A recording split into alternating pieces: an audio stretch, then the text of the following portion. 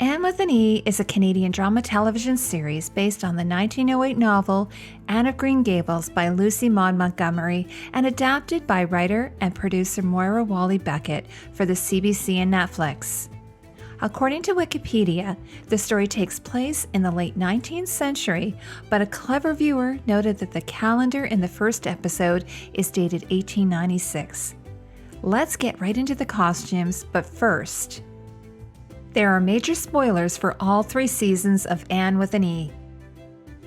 In Canada, Anne with an E has a lot to live up to, considering there have been multiple adaptations of the story for TV and a famous musical that has been performed since 1965 at the Charlottetown Festival in Charlottetown, PEI. The 1985 adaptation, produced by Sullivan Entertainment and starring Megan Follows, is likely the best known and went on to generate sequels and a spin-off series, Road to Avonlea. I thoroughly enjoyed the series and its fresh take on the source material. The best part of the series for me is the triad of Matthew, Marilla, and of course Anne and the actor that play their roles. I was gobsmacked to learn that Amy Beth McNulty, who portrays Anne, is Irish-born, and yet I couldn't even detect a trace of an accent in her delivery. But my absolute favorite character has to be Rachel Lynde, performed by Corinne Coslow. The hair and wigs are exceptionally good. All of the adult women had their hair pinned up, while all of the young girls had their hair down, with the exception of Anne, of course, who wore her hair in braids. The 1985 version never quite nailed the hair of the period, in my humble opinion. The transitioning of the different stages of Anne's hair was really well done. There was only one point that I could tell that Anne was wearing a wig, wearing what they called baby braids. I'm sure the average viewer wouldn't have noticed, though. And then there was one scene when actor Geraldine James, who plays Marilla, had her hair down, that I could see that it was half dyed with color. And I'll admit that I wasn't a fan of Mr. Phillips' wig. Here's an example of a man's hairstyle from 1900. The costumes were created for the screen by Canadian costume designers Anne Dixon in Season 1 and Alex Rita in Seasons 2 and 3. The setting, costume sets, and props were highly immersive, something that I'm always hopeful for when I'm watching a period-era story. Maritime Edit wrote in an in-behind-the-scenes piece that the actors find it very easy to get into character because they know that the costumes are authentic and their surroundings feel authentic and historically accurate. Showrunner Moira Walley-Beckett told Maritime Edit that was a mandate out of the gate. I wanted us to smell the ocean of the Maritimes. I wanted red soil everywhere. I wanted that soil on the boots and on the hems of the skirts. Walley-Beckett added, "My cast don't wear makeup, except for Amy Beth's freckles." Designer Anne Dixon said in a behind-the-scenes video that a huge portion of our costumes were made in our shop, and the reason why is that we were trying really hard to get the feel of PEI mid-Victorian Edwardian. To get that pulse, we wanted to have the natural feeling of it, the rawness of it, and even the cuts. We worked really hard on getting some specific shapes because, again, it's not high fashion, it's rural, it's working class. Executive producer Miranda DePensier said that Anne Dixon has a beautiful eye, and she's able to take the best ideas from that period and bring them to life with a palette and a gorgeous look. But they're real, and they're going to transport people to feel they're truly there in that time. Dixon seems to find that balance between storytelling and historical accuracy, stating that when you do a period piece, what is interesting is that you're not doing a documentary. You're not trying to create exactly what it was, it's characters. So you're trying to embellish, you're trying to heighten what is written in the script. You do take some licenses because the bodies are different than they were then. It's just to enhance the storyline. You can put your little twist, which is quite fun.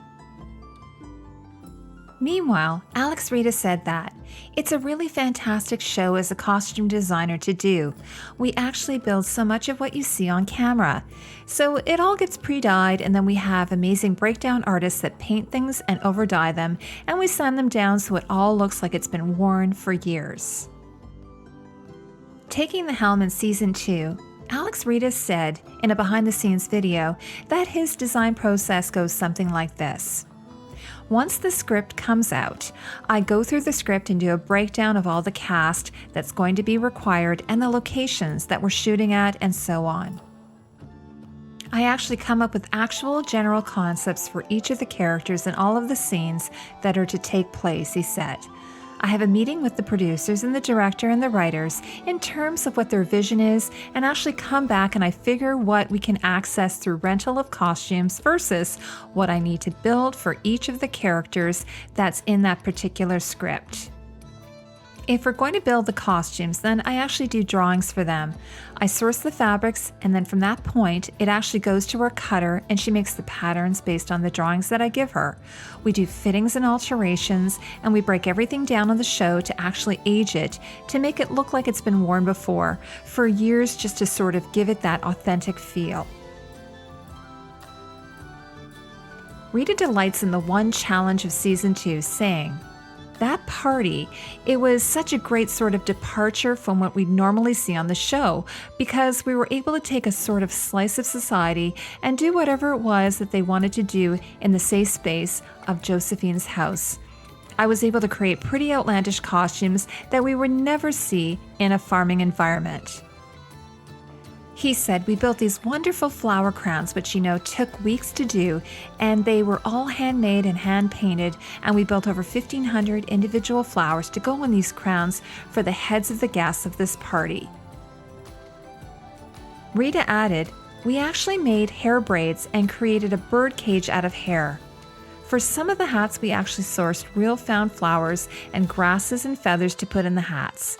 With a show like this, you always have to be aware of what would have actually been available to people because it's PEI in 1898. We're not in New York, we're not in Paris. You have to sort of use your imagination to figure that out. For Marilla's season 1 costume, here are Ann Dixon's storyboards from her website. Dixon said, Marilla's smock coat, which she goes milking the cows with, the fabric was brand new, and then we had some details that was important to me. It's about the reality of it as well. Marilla's coat is similar to this 1910 duster from the McCord Museum in Montreal. This is Dixon's costume design and mood board of Marilla's other looks. Most of Marilla's dresses and blouses are made from printed calico fabrics. Just to give you some context, here are a few examples of late 20th century printed cotton day dresses. Actor Geraldine James, who plays Marilla, stated that her costumes help her get into character. She said, when you have the costumes you're working in, when they feel so right for the work you're doing, honestly, it's like half your work is done. Along with her dresses, Marilla also wears calico printed shirtwaists, a type of blouse. According to FIDM, the shirtwaist first emerged in the 1860s as a casual, daytime alternative to the matched bodice and skirt ensembles worn by nearly all well-dressed women. Most frequently worn by young women, the shirtwaist was usually paired with a dark-colored skirt and accessorized with a belt or sash. Marilla dons a rather masculine leather cincher belt, a statement piece that she wears consistently for 3 seasons. Boots are the footwear of choice for all of the women, men, and children of Avonlea. According to McCord Museum in 1890 in Canada, the production of shoes increased to more than 2.5 million pairs. Montreal then occupied 60% of the Canadian footwear market. About 1888, a working-class family spent about 60 to 70% of its income on food, 21% on rent, and 11% on fuel. The remaining money, what there was of it, was used to buy clothing and shoes.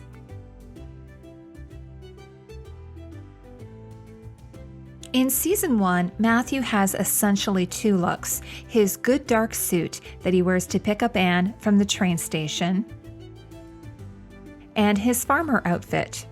There's lots of layers here. He wears a Henley undershirt, collarless shirt, trousers, waistcoat, and a neckerchief. Dixon also created a linen sack coat to wear over his work clothes for messy work. In this picture on the left, we see that actor R.H. Thompson is wearing both braces and a leather belt to hold up his pants. You can see how high-waisted the trousers were in the late 19th century, and that the front would always be a button fly. I really love this oiled leather jacket that Matthew wears on colder days. Matthew has a few bowler hats that he wears. Here are two examples of this type of felt hat from the turn of the last century. These toe-cap brogue-style boots are the typical style worn by men during this period.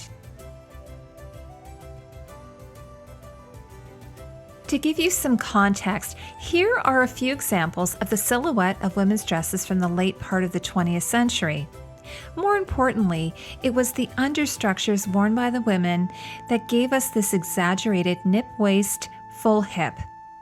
Jessica Glasscock writes in her essay for the Costume Institute at the Metropolitan Museum, with the increased reliance on steel boning and ever more complex pieced construction, the corset became capable of delivering an armored underpinning to conform the body to an hourglass silhouette. The innovations in corset construction also allowed for more pressure to be placed on the waistline than had been possible in the 18th century. Alex Rita said, "It was great to not have Aunt Josephine wearing a corset for this episode, which is a huge deal for that period." Fashion writer Dolores Monet writes that the aesthetics viewed corsets and the rigidity of the day as unattractive and artificial. It was in essence a fashion revolution. Aesthetic dress was a fashion movement in the second half of the 19th century that rejected highly structured and heavily trimmed Victorian trends in favor of beautiful materials and simplicity of design, like we see with Aunt Josephine's gown. In this painting by William Powell Frith, we see examples of this style of dress. The John Bright collection states that the characteristics of aesthetic dress, which these gowns tended to incorporate, can be seen in this example. A style based on medieval or classical dress, loose in appearance, made from fine, soft fabrics and subtle colors, and embroidered in distinctive stylized designs. Foundation garments are the unsung heroes of costume design because they are rarely seen, but create the correct silhouette. Much is made about the corset throughout the 3 seasons of Anne with an E and its themes of coming of age and female modesty in contrast to Victorian dress reform like we see with Miss Stacey. So you'll notice that all of the adult women in Anne with an E wear corsets. There are only 2 exceptions mentioned in the show, Miss Stacey and Mrs. Barry. In a behind-the-scenes image, here is showrunner Moira Walley-Beckett getting fitted in a corset when she was called upon to step in for a background role. In typical Canadian fashion, she's wearing it over thermal long underwear. This style of bone corset pictured here was called a long short corset because of the height at the sides. It featured a front busk with back lacing. The corset on the left sold for $1 in 1899. The corset was worn over a chemise made of cotton or linen that absorbed sweat and oils and created a barrier between the skin and the corset, which was never washed. Here's another example, a stunning embroidered corset trimmed with lace from Augusta auctions. Just because it was hidden didn't mean that it couldn't be beautiful. Here are 2 examples of corset covers from McCord Museum. According to Underpinnings Museum, such a garment would have ordinarily been worn over a corset to conceal the corset color and lines from showing through outer garments. Corsets were often brightly colored, and hardware such as busks and petticoats could create unsightly lines through fine fabrics. I suspect that in Anne with an E that they didn't use corset covers because in a scene with Eliza Barry and one with Marilla, I could easily see their corset lines through their blouses. Part of a woman's underpinnings wardrobe would also include cotton or linen drawers, either opened or closed, and long petticoats like we see pictured here. These are all from the McCord Museum.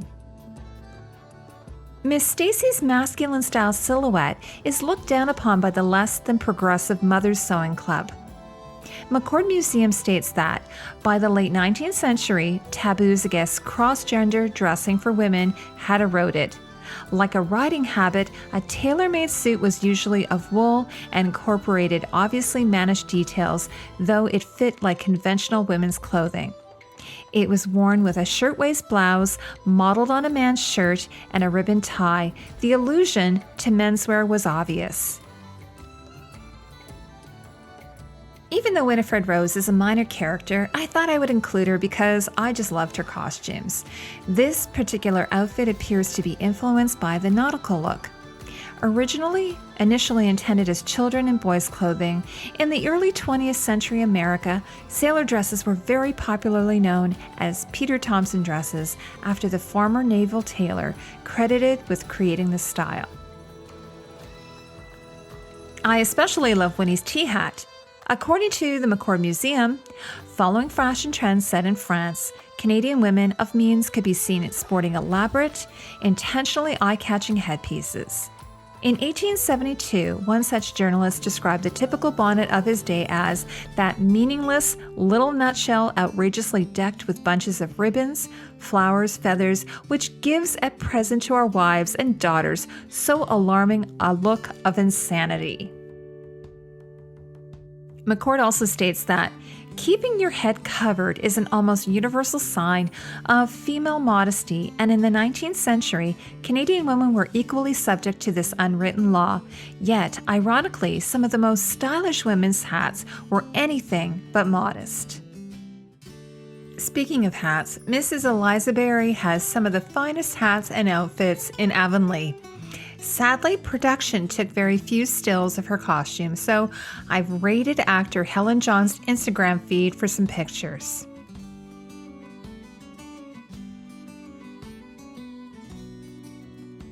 Here is Anne Dixon's mood board and fabric swatches for the Avonlea girls' schoolyard costumes.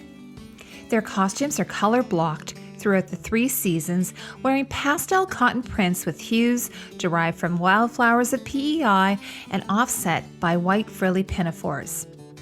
While often decorative, the main purpose of the pinafores was to keep the dress clean during school and chores. These girls' dresses are examples from the turn of the century and the late 20th century. This is an example of a pinafore from the Met Museum in New York. This one is made of dotted Swiss sheer linen or cotton fabric. Anne's costumes are largely in an earth tone palette to start, while her best pal, Dianna Barry, is in shades of blue, with many of her dresses offset with crisp white accents of trim and lace.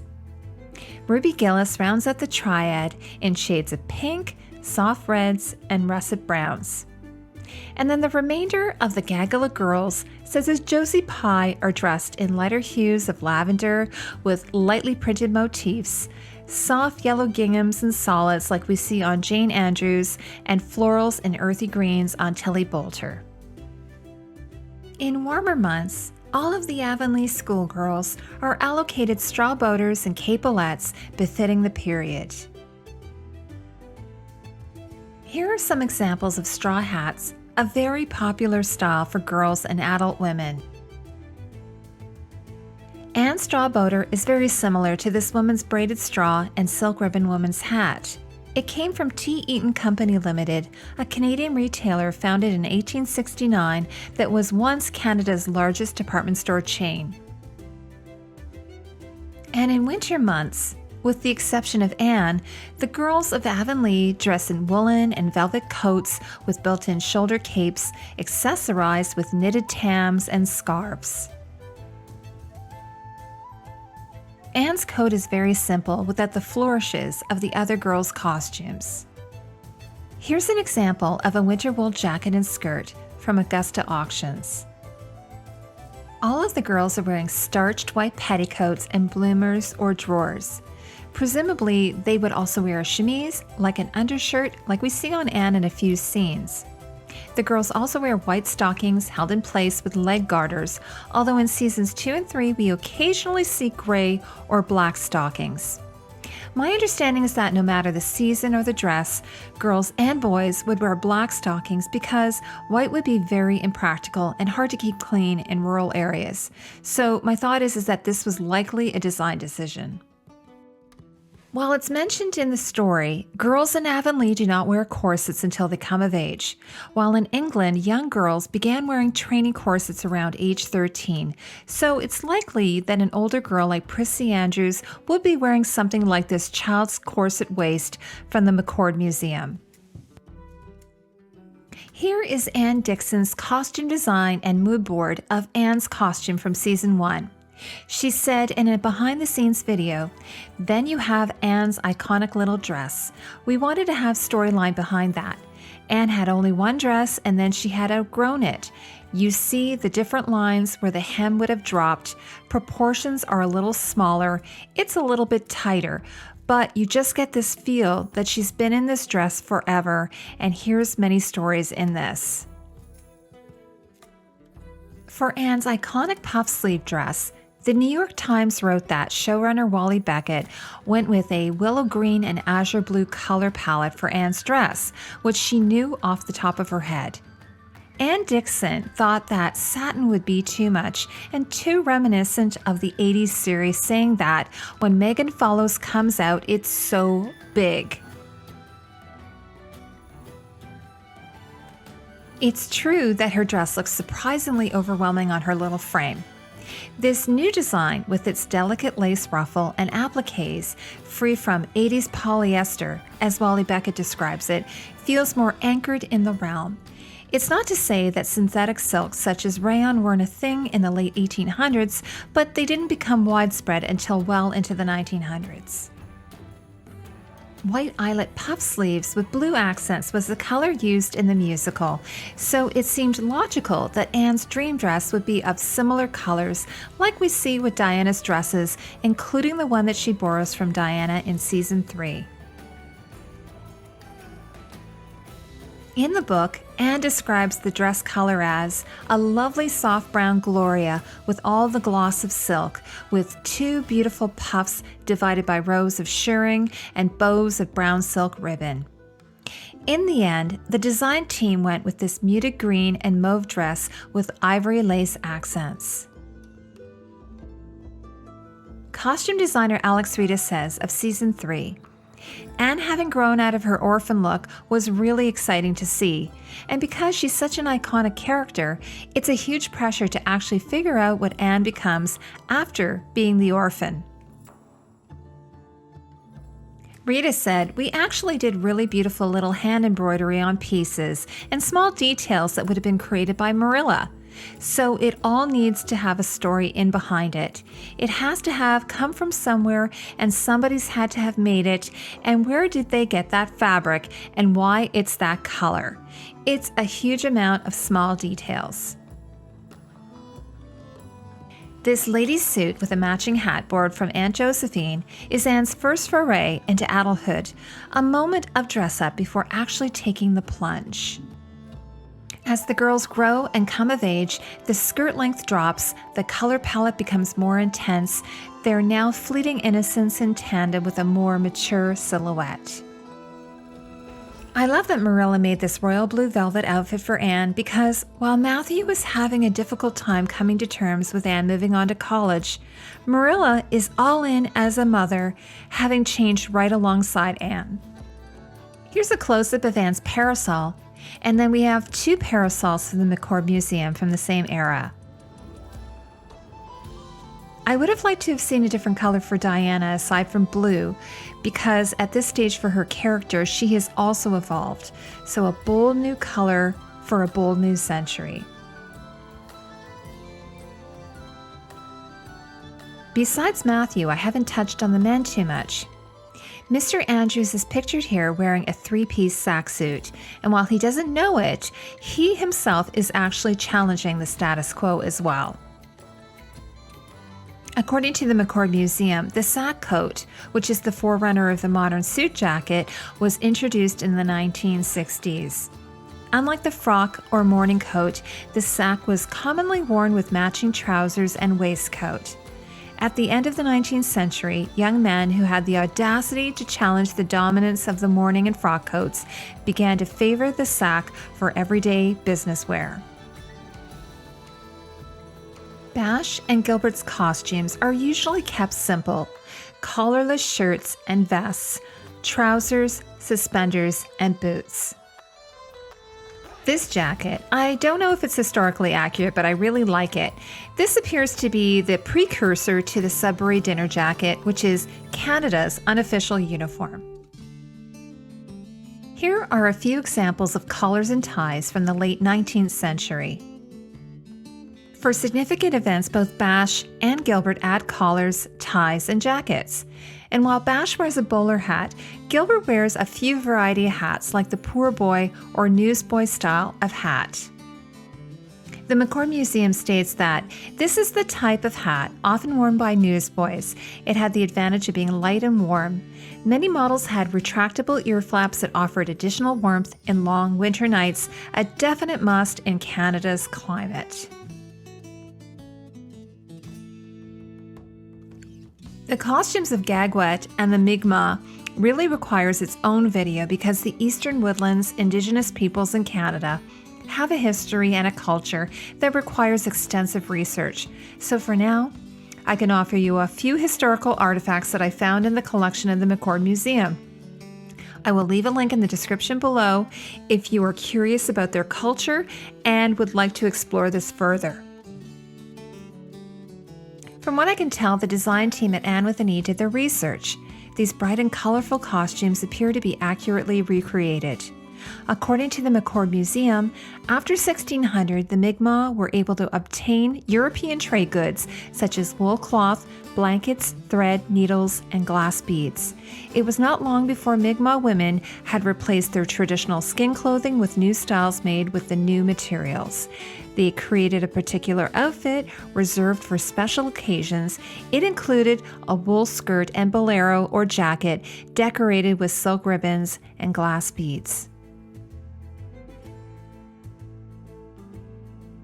The coat on the left looks just like the one worn by Gagwet's father, while these caps, especially the one on the right, look very much like Gagwet's.